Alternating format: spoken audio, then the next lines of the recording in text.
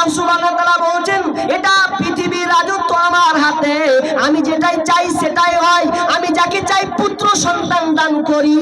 ইয়াহাবু লিমান ইয়াশাউ ইনাসা ওয়া ইয়াহাবু লিমান ইয়াশাউ যুকুরা। আল্লাহ বলছেন, আমি যাকে কন্যা সন্তান দেই, আবার কাউকে আমি আল্লাহ পুত্র সন্তান দান করে। এবার আল্লাহ বলছেন, আও ইউযাব্বিজুহুম যুকরান ওয়া ইনাসা। আবার যাকে চাই আমি পুত্র এবং কন্যা, ছেলে এবং মেয়ে কন্যা সন্তান দান করে।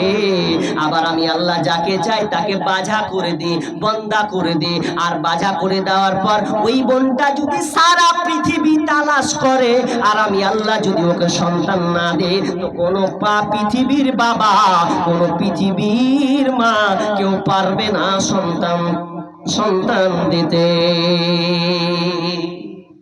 বুড়ো বয়সে একজন নাবী গো আল্লাহর কাছে 86 বছর ধরে সন্তান চাইলো, যে আল্লাহ বলছেন, ফাবাশশারনাহু বিগুলামিন হালিম। আমি আল্লাহ তাকে একটা নেক সন্তান দিলাম, ধৈর্যশীল একটা সন্তান আমি আল্লাহ তাকে দিলাম। ওই সন্তানটা এত সুন্দর সন্তান। এবার আল্লাহ সুবহানাহু ওয়া তাআলার পরীক্ষা দেখেন, কত যে পরীক্ষায় তাকে কত ধৈর্য ধরতে হয়েছে বন্ধুরে, এই কত বড় পরীক্ষা।